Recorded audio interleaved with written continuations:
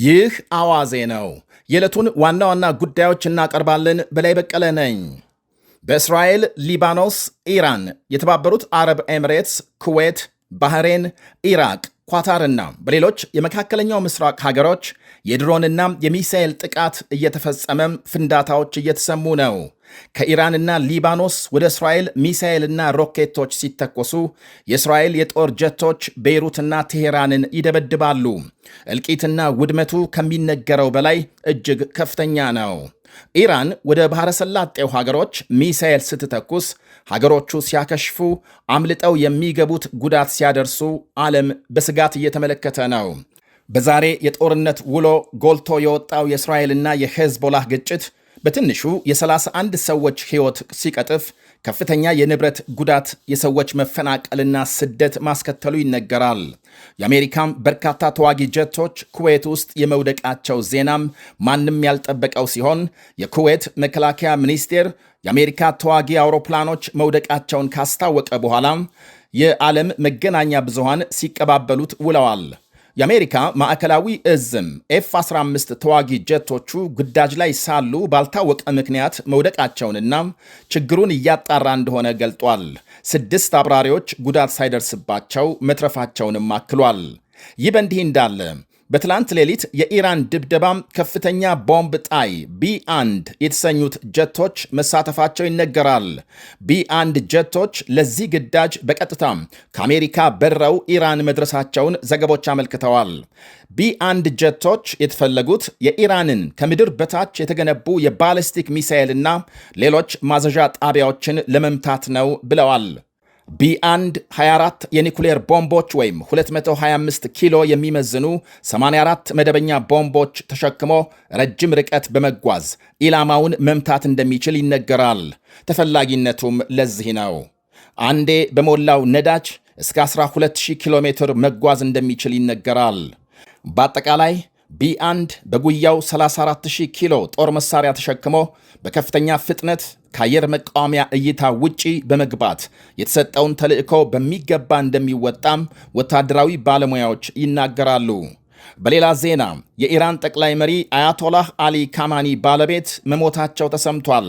ካማኒ በተገደሉበት ጥቃት ቆስለው ሆስፒታል የነበሩት የ78 ዓመቷም ማንሱሬህ ኮጃስቴህ ዛሬ ማረፋቸውን የኢራን መገናኛ ብዙሃን ዘግበዋል። ካማኒና ባለቤታቸው 62 ዓመታት በትዳር አብረው ቆይተዋል።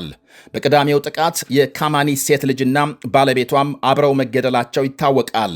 ለወራት የካማኒን እንቅስቃሴ ሲከታተል ነበር የተባለው የአሜሪካ ስለላ ተቋም ሲአይኤ ባቀረበው መረጃ አማካኝነት ካማኒና ቤተሰባቸው ከሌሎች 40 ከሚደርሱ ቁልፍ ባለሥልጣናት ጋር ቅዳሜ ጠዋት መገደላቸውን ዘገቦች አመልክተዋል። ይህ በእንዲህ እንዳለ ምሽቱን በማዕከላዊ ኢራን በሚገኝ የኒኩሌርና የአየር ኃይል ጣቢያም ከባድ ፍንዳታዎች መሰማታቸውን አልጀዚራ ዘግቧል። በመካከለኛው ምስራቅ ድንገት በተነሳው ጦርነት ሳቢያም በሺዎች የሚቆጠሩ የተለያዩ ሀገራት ዜጎች የአየር ክልል በመዘጋቱ ከፍተኛ መጉላላት እንደገጠማቸው ይነገራል። ጀርመን ለምሳሌ መካከለኛው ምስራቅ መፈናፈኛ ያጡ ዜጎቿን ለማውጣት እስካሁን የአየር ክልሏን ወዳልዘጋችው ሳውዲ አረቢያ አውሮፕላን ልትልክ መሆኑ ታውቋል። እናም አየር ክልል በተዘጋባቸው ሀገሮች ያሉ ዜጎች በድንበርም ቢሆን አቋርጠው ወደ ሳውዲና ኦማንን ወደ መሳሰሉ ሀገሮች እንዲገቡ የጀርመን ውጭ ጉዳይ ሚኒስቴር መክሯል። በካይሮ የጀርመን ኤምባሲ በድንበር በኩል ከእስራኤል የሚወጡ ዜጎቹን እየረዳ መሆኑም ታውቋል። ወደ ባህሬን ስናልፍ አዲስ የተፈጸመባትን የሚሳኤልና የድሮን ጥቃቶች መመለሷን ስታስታውቅ የሀገሪቱ መገናኛ ብዙሃን በድምሩ 70 ሚሳኤሎችና 60 የሚደርሱ ድሮኖች መተኮሳቸውን ገልጸዋል። ጣሊያን ከነዚሁ በኢራን ጥቃት እየተፈጸመባቸው ካሉ የባሕረ ሰላጤው ሀገራት የሎጂስቲክና የተለያዩ አቅርቦቶች ጥያቄ እንደቀረበላት የሀገሪቱ ውጭ ጉዳይ ሚኒስቴር ማምሻውን አስታውቋል። እንዲሁም በሊባኖስ፣ ዮርዳኖስና በሌሎች የአካባቢው ሀገራት ያሉ የጣሊያን ወታደሮች በአስተማማኝ ደህንነት ላይ እንደሚገኙ ጠቅሷል። የሩሲያና የተባበሩት አረብ ኤሚሬትስ መሪዎች ተኩስ አቁም እንዲደረግ ጥሪ ማቅረባቸው ሲነገር የሩሲያ ፕሬዝዳንት ቭላዲሚር ፑቲን በኢራን ላይ የተፈጸመውን ጥቃት አውግዘዋል። ሁለቱ መሪዎች በስልክ ባካሄዱት ውይይት አሜሪካም እስራኤልና ኢራን በአስቸኳይ ተኩስ አቁመው ወደ ድርድር እንዲገቡ ጠይቀዋል።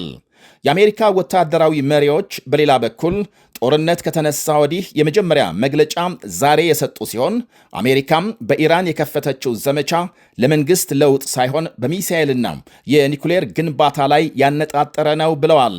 ኢራን በፍጹም የኒኩሌር መሳሪያ ሊኖራት አይገባም ያሉት የአሜሪካ መከላከያ ሚኒስትር ፒት ሄግሴት እስካሁን ከዚሁ ጋር የተገናኘ ከ1000 በላይ ኢላማዎች መመታታቸውን አመልክተዋል።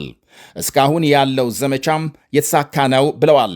እስራኤል በሊባኖስ የጀመረችውን ዘመቻም አጠናክራ ስትቀጥል የሊባኖስ መንግሥት የሄዝቦላህን ወታደራዊ እንቅስቃሴ ማገዱን ይፋ አድርጓል። ሄዝቦላህ ወደ እስራኤል ሮኬት መተኮስ የጀመረው ከመንግሥት ጋር ሳይነጋገር መሆኑን በመጥቀስ የቡድኑን ወታደራዊ ዘመቻ ማገዱን አስታውቋል።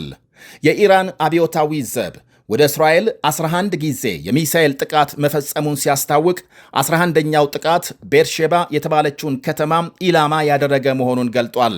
በከተማዋ ያሉ የእስራኤል ጦር የመረጃ ተቋማት መመታታቸውን ይኸው አብዮታዊ ጦር አሜሪካም አብዛኞቹን ጀቶቿን አዛውራለች ባላት ቆጵሮስ ላይም የሚሳኤል ጥቃት ለመፈጸም ዝቷል።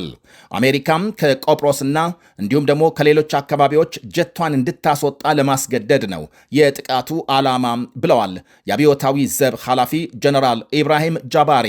የፈረንሳይ ፕሬዝዳንት ኢማኑኤል ማክሮን ሀገራቸው በዓለም ላይ የሚታየውን አለመረጋጋት ተከትሎ የኒኩሌር አረሮችን ቁጥር ለመጨመር ማቀዷን አስታውቀዋል። አሁን ያለውን 300 ገደማ የኒኩሌር ተተኳሽ አረር መጨመር አስፈላጊ ነው ብለዋል።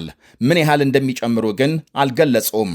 ፈረንሳይ የኒኩሌር መድፎችን ቁጥር አሁን የምትጨምር ከሆነ ከ30 ዓመታት በኋላ ለመጀመሪያ ጊዜ ነው ተብሏል። ማክሮን በመካከለኛው ምስራቅ ከጦርነቱ ጋር በተያያዘ ኒኩሌር ተሸካሚ የጦር አውሮፕላኖችን በጊዜያዊነት የማሰማራት ዕቅድ መኖሩን ገልጸዋል።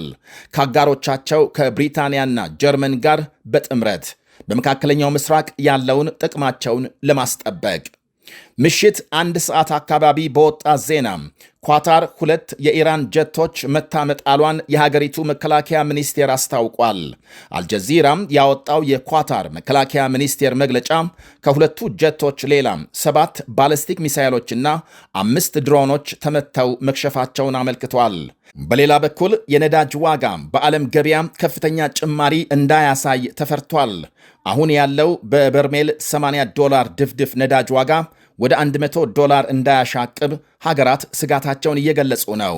ስጋቱን ለማቃለል በየቀኑ ተጨማሪ 200,000 በርሜል ነዳጅ ለማምረት ቃል መግባታቸው ታውቋል።